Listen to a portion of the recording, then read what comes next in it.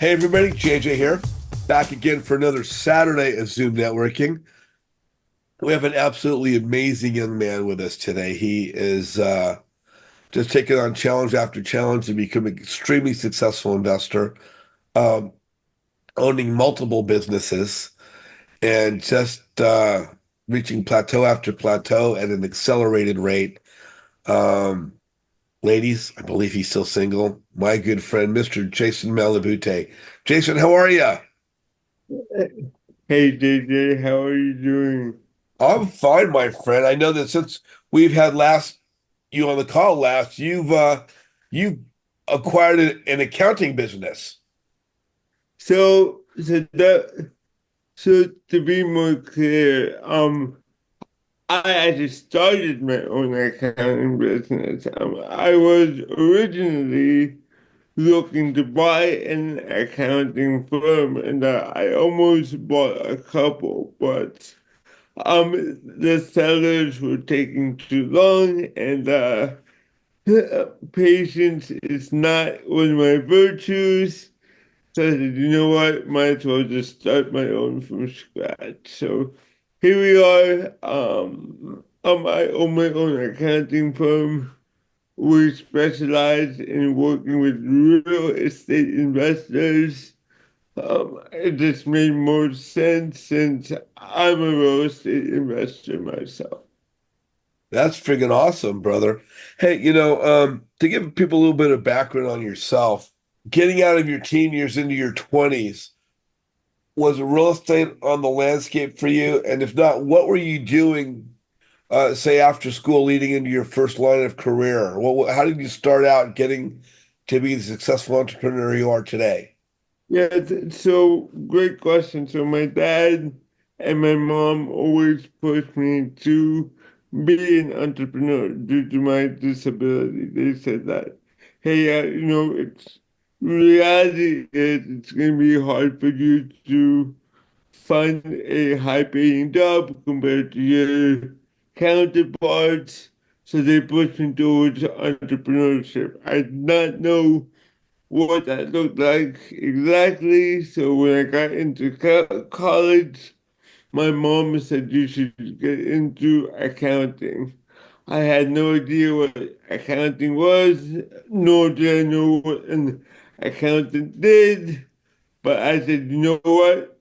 That's better than any other idea that I do have currently, so might as well go for it. So I became a accountant in 2013. I was working for an accounting firm here in Los Angeles. Then in 2015, I became a CPA. Then in 2017, 2018, I was working on a client's tax return who had a rental property. And then I saw that they were making cash flow every single month. And I said, oh, wow, here is a business that I'm intrigued by, real estate, because real estate, you get paid every single month. It doesn't matter if you show up to work or not. Um, so in 2017, 2018, I started to study real estate. I discovered bigger pockets. I was watching all the podcasts, posting on the forums, coming to webinars like this, asking a lot of questions. Then in 2019, I started buying single family homes in Indianapolis, Indiana. And then in 2020, I decided that I wanted to do multifamily. It took me 3 years to find my first multi-family deal. I actually quit my accounting job so that I could be full-time in real estate. And then 2023, I closed on a 106 unit deal and a 236 unit deal in Atlanta, Georgia. Then Wow. I decided to start my own accounting firm this year just because I saw that there was a lot of demand from my investors for a CPA who actually specializes in real estate because because a lot of the CPAs that you guys find you guys they know they are book smart when it comes to real estate, but they've never been in the trenches. Like they've never closed on their own deals. They don't know what it's like to be in their shoes. So that's definitely a big competitive advantage that I have is being an active real estate investor on top of being a CPA also. Man, that's fantastic. You know, your knowledge, your education, your path of success. You've been involved with multifamily as a multifamily investor for quite a while and with great success. So, Jason, your topic today is tax loopholes for real estate investors. I know there are certain deadlines through the course of the year. Certain things have to be filed by a certain month. Obviously, April 1st, April 15th, all that kind of stuff is a big date. But apparently, as you're saying, there are certain tax loopholes that exist for real estate investors. Let's go into that, brother. Let's start sharing some nuggets. What can you tell us about tax loopholes for real estate investors? So first thing is one of the biggest misconceptions that I see is that when it comes to flippers, right? Flippers and wholesalers. When it comes to flippers and wholesalers, you are not considered a real estate investor under the tax code. So then therefore, you do not get a lot of the tax benefits that long-term investors get. Um, um, so the whole point of you invest in your flipping houses and wholesaling is to generate enough cash so that you can invest it in a long-term hold so that you can get a lot so that you can get those real estate tax deducts tax benefits, I mean, that long-term investors get. For example, um, if you are a real estate investor and you're working a W-2 job, normally you cannot take the losses from your rental properties to offset your W-2 income. However, there is a special passive allowance loss that allows you to take up to $25,000 of your passive losses to offset your W-2 income. If you make 100 less than $100,000.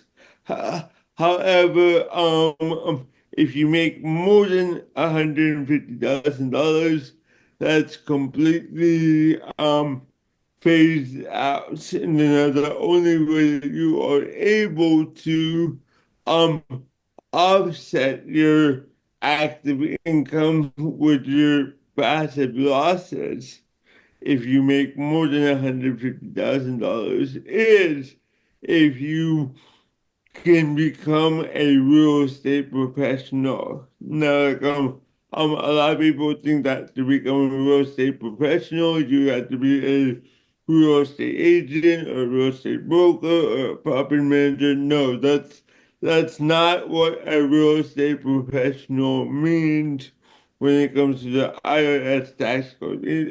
All it means is that you have to pass a certain amount of tests. For example, you need to have at least 750 hours dedicated to real estate. Number two is 51% of your time. for the whole year has to be dedicated to real estate rather than your W-2 income. Plus, you need to have material participation. That means that you need to have direct work with your property. So that means like approving tenants, approving contractors, those kind of work. If you're able to pass those tests, then even if you do make more than $150,000, you can take your passive losses and offset your active income. And then also there's other loopholes as well. For example, I'm pretty sure everybody here knows what a 1031 exchange. That is when you sell your property, normally you get taxed a capital gains tax. But if you do a 1031 exchange, you can defer that capital gains because you're going to be reinvesting that money into a new like kind property. All that means is that if you're selling a rental property, you need to buy a rental property. I mean, you cannot just do I got a question. If you do a 1031 exchange and you sell a property in one state, can you use that exchange to buy property in a different state, or does it have to that. be the same state? No, it doesn't have to be in the same state. It can be in another state. Um, as long as it's a rental for rental.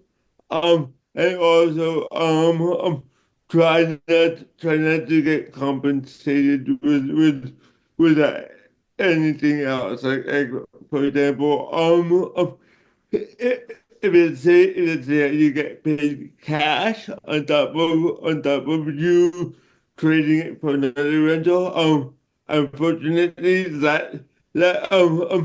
that cash that you get does not count for the 1031. You will get taxed on the 1031. So on a Um, 1031, you're better off to buy something that's more expensive than what you're selling so that you're not getting an excess of cash above the value of what you just sold. exactly. So, the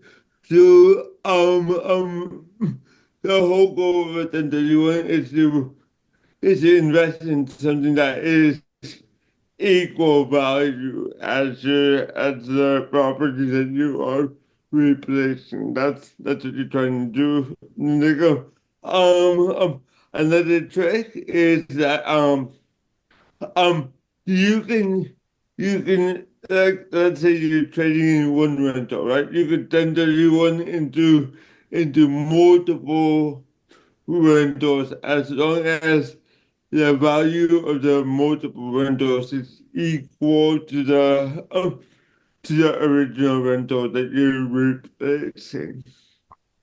Equal to or greater, right? Yeah, Okay. Okay. yeah. Um, I found it really interesting what you talked about qualifying as an investor because Real estate professional. real estate professional. Thank you for the clarification.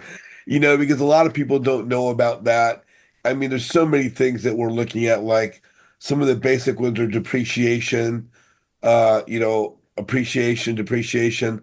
But I think that the one about being a real estate professional and opening up some of the things that we could then write off are, as you said, something that most professionals don't even understand. Yeah, yeah.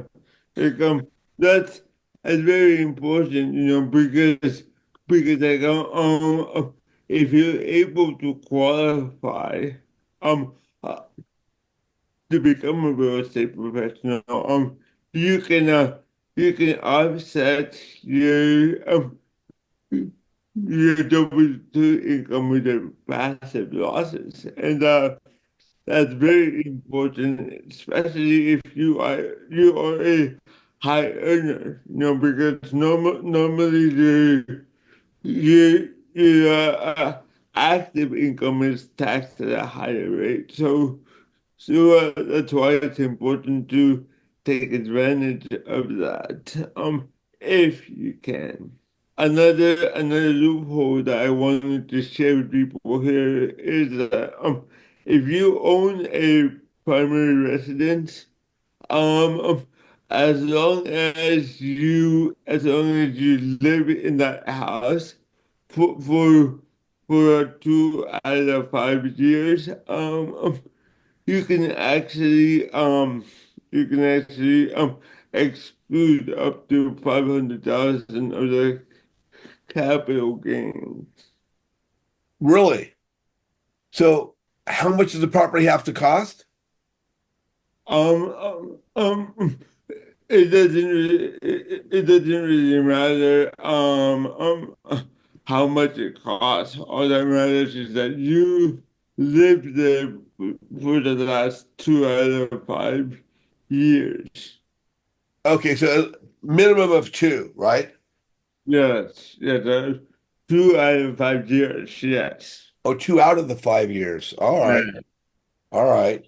Um, I know when it comes to taxes, I know a lot of real estate investors um, get into an education program and they are suggested something. There's a number of groups out there that have three-letter acronyms.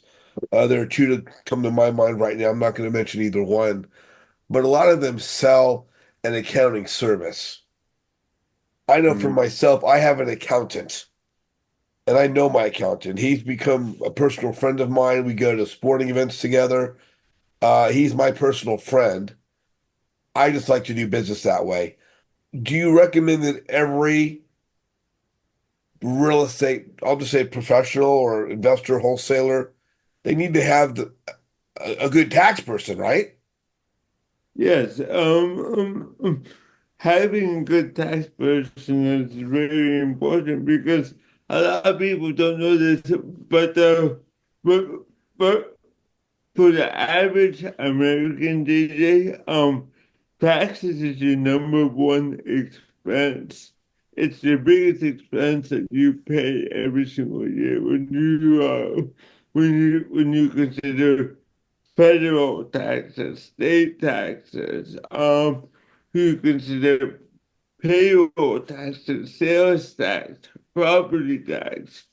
You're paying like more than 50% of, or close to 50% of your hard-earned money to taxes. So that's why it's very important for you to have a CPA who actually understands your business, Yeah, and they go, not, not, not, not any CPA will do because think about it, right? Like, let's take doctors as an example, right? I mean, if you need brain surgery, you're not going to go to a heart doctor. So, so, so same thing when it comes to accounting and tax. You're not going to go to a CPA that specializes in working with actors and entertainers. If you're a real estate investor, you need a CPA who specializes in working with real estate investors. exactly. And my accountant is phenomenal. I know I've introduced him to at least half a dozen other real estate investors, And, and he's done me right. You right. know, he saved me a lot of money, finding me tax loopholes, tax savings, whether it be repairs, upgrades, depreciation, whatever it happens to be. Hey, we got a question. I'm going to bring a young man on to join us. Hector Monroy, you are on with Jason Malabute. Hector, what's your question? Hey, thanks, JJ. Thanks, Jason. One of the things I heard Jason mention was I got a W-2 job, right? And I'm starting this real estate investment journey and all this whole tax issue and how much time do you invest, while you have a W-2 and how it reduces your W-2 taxes. Now, I paid for some courses. Are those like are those tax deductible type investment? Is there a certain percentage of like my utilities or my internet or the space in my home that I could use as a tax advantage tool as I'm going through this real estate investment journey? And how much time? You said 51% of my time invested in real estate investment. Is that what the IRS requires? Yeah, so I was talking about the 750-hour rule and the 50% rule. However, that will only qualify if you actually own real estate already currently. But if you don't own real estate already, and then you're just in the startup mode, and then you're trying to switch careers, unfortunately, you cannot deduct those expenses in the current year. Okay. So those expense anything that I invest in, like let's say I invest in a laptop or something like that, or I invest in like, phone.com type things for building the business, those things they're not tax deductible under a W-2 status, right? No, so like, first of all, you have to know that W-2 is separate from your business, right? And like, when it comes to real estate, you can only deduct those business expenses, if you already own properties. However, what you can do is, if you are starting a business, you are allowed to to amortize those startup costs, and you're able to amortize them over multiple years. Versus just deducting them this year. I hope that makes sense to you. Yeah, it makes complete sense. Yeah. Thank you, Jason. Thank you, JJ.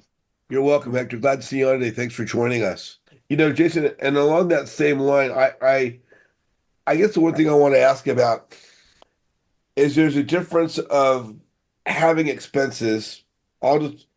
There's so many groups out there. I'll use Sub 2, Pace Morby's group. People join Sub 2, and I will ask someone, are you an investor? They'll say, not yet, or I want to be. And I generally tell them, there's only two ways to answer that question, yes or no. Either you are or you're not, because you can't be unless you believe it. So generally, I want somebody to go, yes, I am an investor. But if they don't yet own property, they're still going to have startup expenses. And equipment, like buying a computer, is a startup expense, right?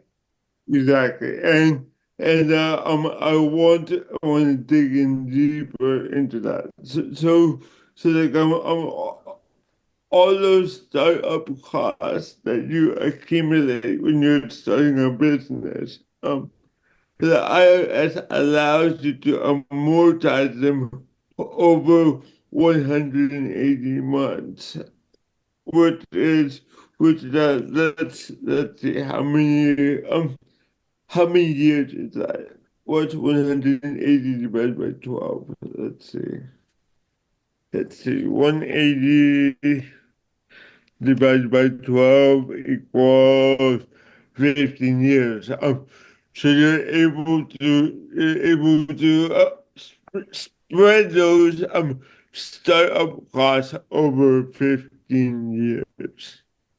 So let me ask you in particular, my first education group 7 years ago ran me $30,000 to sit down. Yeah, And within 6 weeks, they sold me on three incremental $10,000 programs. yeah, I was 60 grand in before I was 2 months had my feet wet for 2 months. exactly. There are many programs today that exist that have come up in the last few years. Sub2 is one of them. a lot of these education groups have multiple levels of access, multiple entry points dollar wise. So even before somebody does a deal, but they spent thousands of dollars on equipment, on phones, on computers, on education classes, traveling to an event, hotel accommodations, airlines, car rental, food while they're traveling. All these things can be written off in some manner or another as a business expense. Is that correct? Yes, yes, but just like I was mentioning before, startup costs, so you're not allowed to claim that entire deduction in the first year. You have to amortize it over 180 months or 15 years. So, so like so like the whole moral to that story is I love education. I've always spent several thousands of dollars on my own education in the last few years. But with that said, I would say that generating revenue is probably the most important thing as an entrepreneur. Do not uh, do not hide behind education to give yourself an excuse to go and procrastinate marketing yourself and actually generating uh, revenue, you know. So, another thing I heard, and I think Hector mentioned this, and I don't know, I now own real estate. I've owned real estate for quite a while, and that's my source of existing. So I'm able to write things off against that. But when someone has properties and one is operating as a real estate professional, if I host an event at my house, I could use my house. I mean, to some extent, I could use it as an office and write off certain expenses from Yeah. my home. Yes, exactly, exactly. And then, I know that, for example, I know that like they did we were having private conversations, you and I, and they you were talking about like having networking events at your house, and like since you're a business owner, since you're a real estate investor, you can deduct a lot of those expenses towards your business. For example, if you're gonna be providing food to your guests, you can deduct those expenses. If um if let's say you go out travel to your properties, you can deduct those expenses. If you have dinner with a potential investor, a potential contractor, a potential property manager. All those things are tax deductible. And then, since you are a current real estate investor and as a business owner, if you do invest in a education program, like let's say subdue, you're allowed to deduct the entire cost this current year. Wow. Yeah. So again, this is why it's important to have a tax person that knows what we do as real estate investors, whether we're a full-time professional or we're aspiring part-time professional. Rob Howdigy, you are on with the Mr. Jason Malabute. Hey, JJ. Hey, Jason, how you doing? I'm doing great, Rob. Nice Hey, hat. great. Maybe I should call you my new CPA.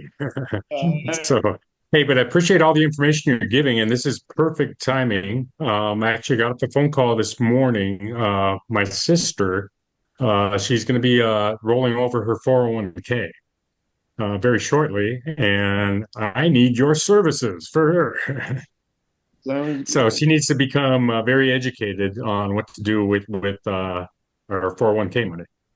Okay. So, I mean, you're just, I'm just absorbing everything that you're going through with all the questions that are coming at me. And I love it, first and foremost. And I just wanted to introduce myself because I'm going to be connecting with you and introducing you to my sister. So, Yes, please, and I really look forward to that.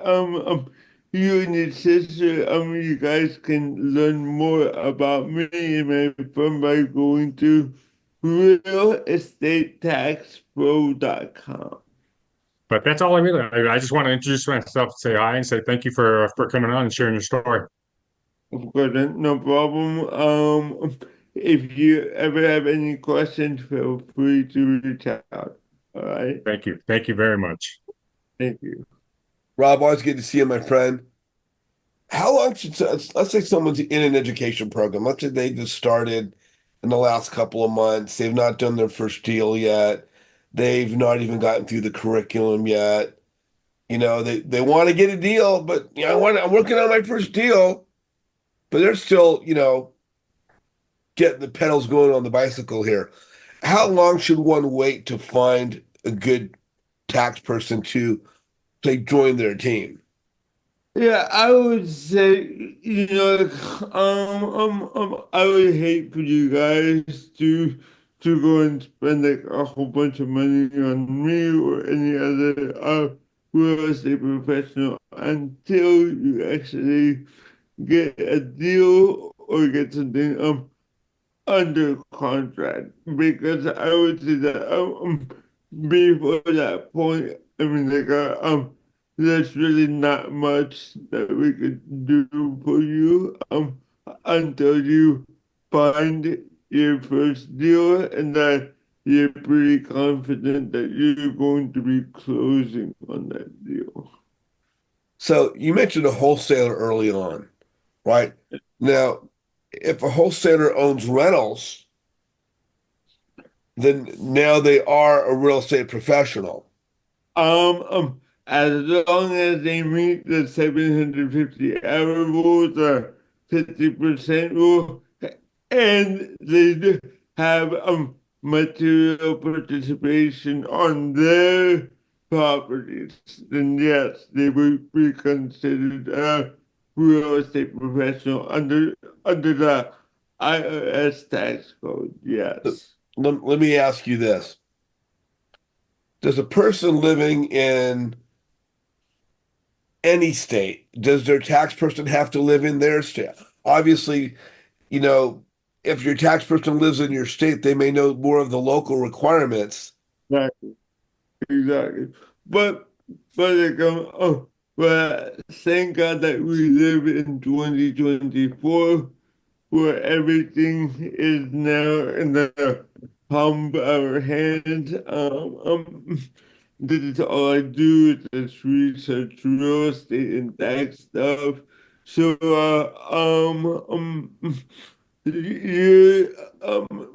you your tax professional does not have to live in your local market. Just make sure that they actually know what they're doing. I would say that's more important. Yeah, most definitely, knowing what they're doing. Yeah, and I'm investing in multiple states, so my accountant is actually not only taking care of my California properties, but properties that are out of state. We got a couple more questions here. Let me bring a couple people on. Valerie Barker, you are on with Jason Malabute. What's your question? I just wanted to clarify. You said that capital gains taxes were the first 500,000 was exempt if it was your home.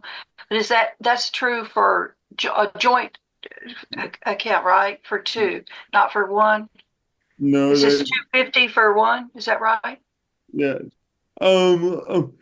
If you're single, if you're fighting single, it's 250.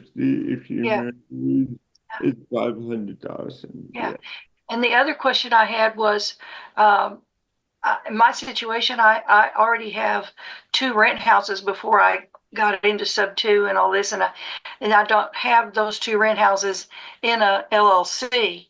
I do have an accountant, and I think she did good work with it for this last year's taxes. But how important is it for me to move those two rent houses into an LLC, which I now have, that I haven't added anything into yet? Is it important for me to put those into that LLC, uh, or just go from here and put everything I have into an LLC? I would say from from a tax perspective, it's not really going to make a difference from a tax perspective. However, for me, from a personal liability perspective, in case you get sued, if it's not in they can go after your personal assets. So like, I would say that's more of a personal decision for you, and it's not really a tax, Okay. type of Val- situation. Valerie, on that same note, I want to throw in, as Jason just alluded to, if you own properties in your own name and there's an incident happens where someone gets injured, they can not only come at you for that property, but they can come after you for everything you own, every other property you own, for your house, your vehicles, everything you own.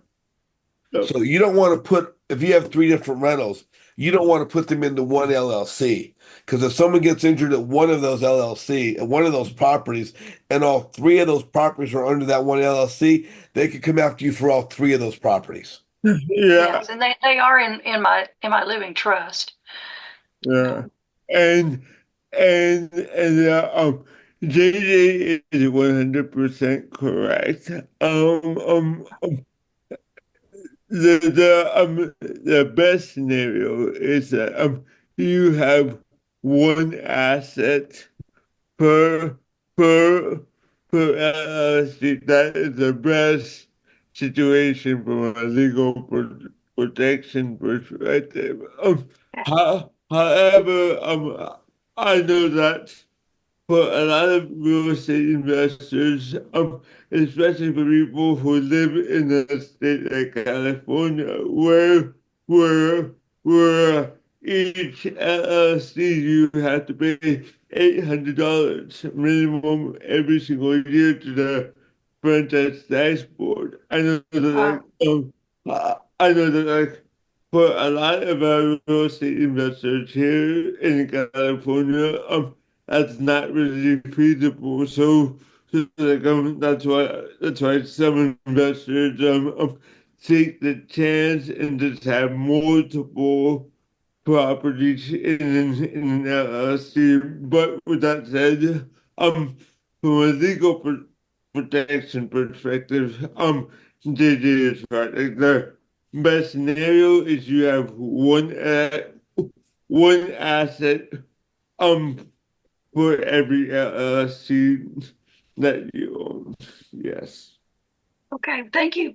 Thank you, JJ. Valerie, you'll need to talk to an accountant or an attorney because I'm not either, and we're not giving legal advice. I think we'll preface that, and I'll probably have my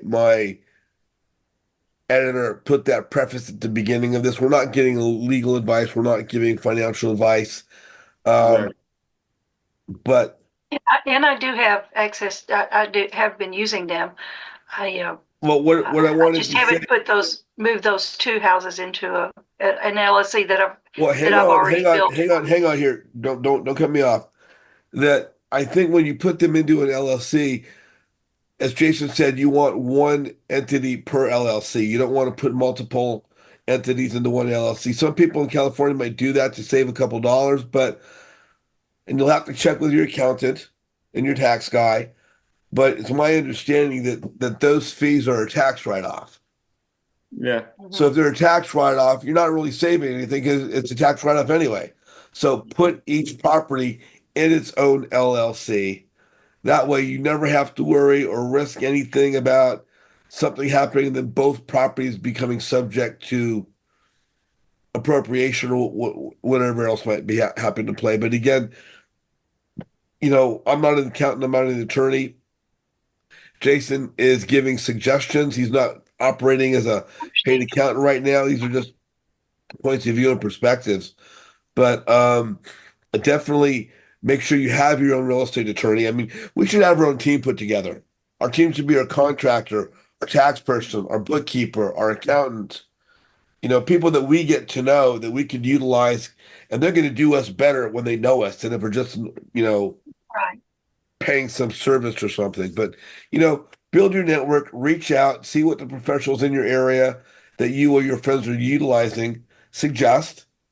And, by acquiring all the information that is available to you, make the best decision that fits your requirements. Of course. All right, girl. Thank you so much for joining us. Mr. Eric Benitez, you're on with Jason Malabute. What's your question? Hey, how's it going?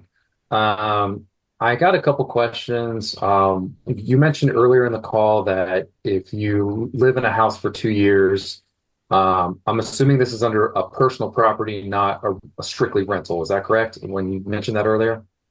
Yeah, that's correct. It has to be your primary residence. That's correct. Okay. Okay. So in my situation, I this was my very first home I purchased. It ended up becoming a rental. I became an accidental landlord, is what happened to me. I held on to the property for a number of years, way beyond the 5 years, so I haven't lived in it in a long time. Do those rules still apply to me, or is that out the window because it's been a long time since I've lived in the property? So just to some context, I purchased it in 2008, lived in it till 2012, then I sold it in 2023. Yeah, so since you did not live in the property 2 out of the last 5 years, you I you, see. I see. you would not benefit from that capital gains exclusion. Okay. Okay, that's fair. Second question. I'm an insurance agent by day. That's my day trade.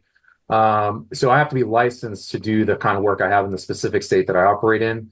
And for tax professionals, do they need to be licensed as well, or can they just operate freely within all 50 states? So, so you don't have to be licensed for you to actually to prepare your own tax return. Hence, that's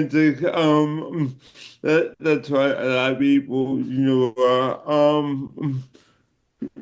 the taxes, do double tax, right? You don't have to have a license. However, if you're advertising to the public, if you're doing it for other people, then yes, you need to be a CPA or you need to be an EA to be doing public accounting and tax preparation. Yes. That was all my questions. Thank you. No problem. Eric, thank you so much for joining us today, my friend. Always good to see you. Hey, Big Mike, you're on with Jason Malabute. What's your question? Hey, how's it going, guys? So my question is regarding depreciation. The question I have is I have a property that I'm about to wrap in Missouri, and for next year's taxes, when I file and claim my depreciation, do I have to divide it up by the months that I owned it that year, or do I get to write off the whole depreciation for the year? So, so, so, your accountant is going to be the one who's calculating that for you. Normally, you're giving credit for how many months you have owned it. However, my suggestion to you is I would reach out to your accountant. I would do a tax planning with them. I would see like how much is my projected tax liability for this year?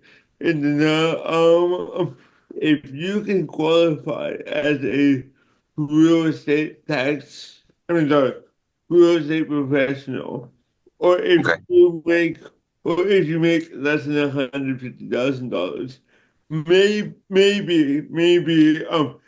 if you worth the money if you do a cost segregation analysis, and then get some of that bonus depreciation, so that so that so that you could claim more of that bonus depreciation this year, and then Okay. if you make less than 150,000, or if you qualify as a real estate professional, then you might be able to go and offset your your um your W-2 income with your passive losses. That is why it's very important for you to do some year-end tax planning with your tax professional this year. Okay. Awesome. Thank you. Thank you. No problem, bro. Thank you, Big Mike. Always good to see you, my friend. Mike McKenna, you are on with Jason Malabute. Thank you, Jason, for doing this today and giving us all this good information. And just to let you know, I'm just out of high school and I just retired too, so I'm doing really well. Um, I've recently joined Gator, and I'm doing mostly working in the lending space. Is there any differences in the tax implications for people that are like purchasing properties as opposed to me right now, where I'm working generally in the lending space? Yeah, so like when you're like the lending first, since you don't since you don't actually own the property that you're lending to, like, you would not be able to get a lot of the tax benefits of being a real estate investor.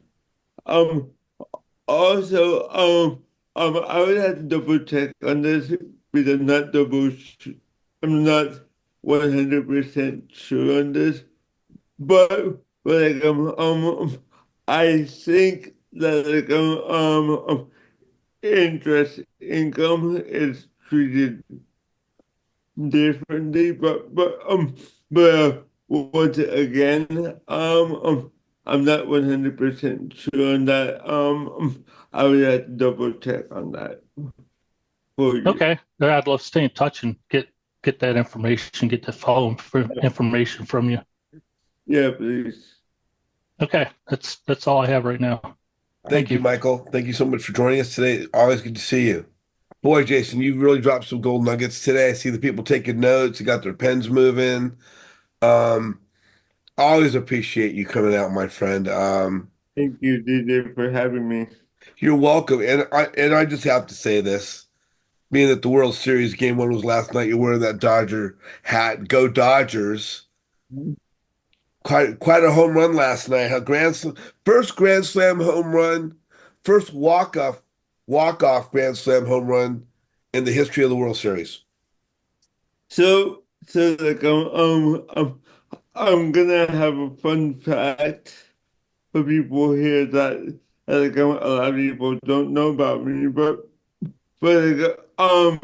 me and John Carlos Stanton, which is one of the star players of the New York Yankees.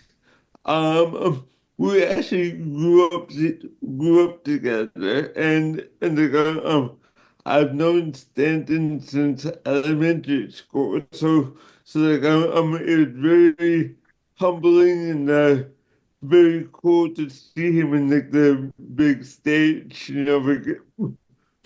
because like,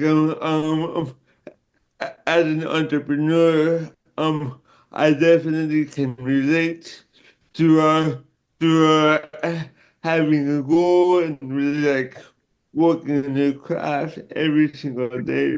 Um, and then eventually being on that big stage. So that was very cool to see Mike Stanton, John Carlos Stanton, um play in the World Series. That's very cool for me. Yeah, I actually heard through the media that he went to Notre Dame High School in Sherman Oaks, which is where I went to high school. Yeah, so before he actually transferred to that school, he was actually going to Verdugo Hills High School here in Tahunga, which is the school that I graduated from. So yeah. Yeah, very cool. Small world, small world.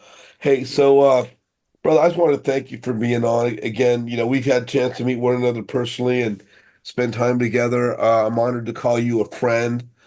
Hopefully you can make our event next summer again when we have our Yes. network picnic in Griffith Park. Yes. Um, I'm looking forward to having you as a guest in my new home as soon as that home is remodeled and built. Jason, I got two last questions to ask you before we go. If people are watching on YouTube weeks and months down the line, what's the best way for people to reach out to you? They want to connect with you, ask a question, maybe engage your service as a tax professional, or just, ask you a couple questions. What's the best way for people to reach you? Best way to reach me is going to realestatetexpro.com. That is my website. All my information is there. You can book a meeting with me there. You can follow me on Instagram there. You can learn more about our services there. You can learn my background on that.